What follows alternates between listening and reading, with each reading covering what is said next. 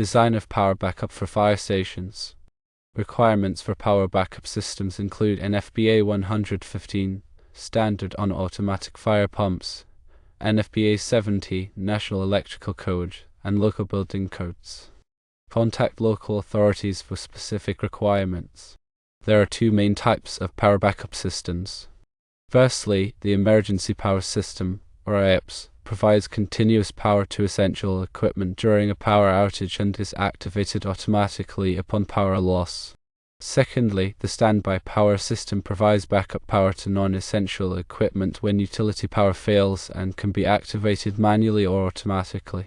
Fire stations typically require an EPS to power essential equipment such as fire pumps, fire alarms, emergency lighting, communication systems, and heating, ventilation, and air conditioning systems for critical areas.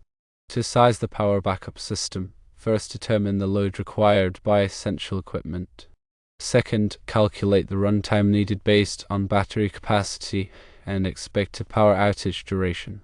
Third, consider the following factors: peak load demand, ambient temperature, and battery discharge rate. When selecting a generator, choose a generator that is able to meet the required load and runtime. Consider the following types of generators: diesel, natural gas, and liquefied propane. For installation and maintenance, install the generator in a secure and accessible location. Ensure adequate ventilation and fuel storage.